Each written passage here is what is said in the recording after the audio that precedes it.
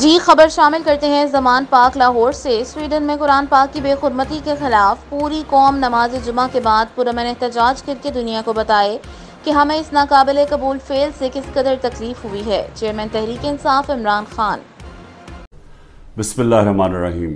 ایاک نعبد و ایاک نستعین۔ میرے پاکستانیوں، سب سے پہلے تو جو سویڈن کے اندر قرآن کی بے حرمتی کی گئی آزادی رائے کے نام کے اوپر، میں چاہتا ہوں کہ ایک زندہ قوم جو کہ اپنے دین سے پیار کرتی ہے اور جو اللہ کی کتاب، وہ ہمارے دلوں میں اس کی عزت ہے، اور اللہ کے جو ہمارے پیغمبر ہیں نبی صلی اللہ علیہ وسلم، ان کی عزت ہے، تو جب اس طرح کی چیز ہوتی ہے تو ہم ایک زندہ قوم کی طرح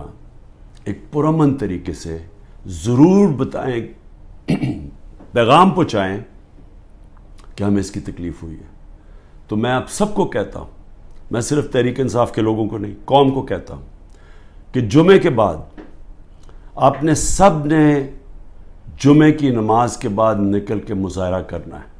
پرامن طریقے سے۔ ہمیشہ پرامن رہو، کیونکہ ہمارا ملک ہے، ہم کوئی نقصان نہیں پہنچانا چاہتے، لیکن ایک پرامن طریقے سے احتجاج ہو تاکہ پیغام جائے کہ پاکستان وہ قوم ہے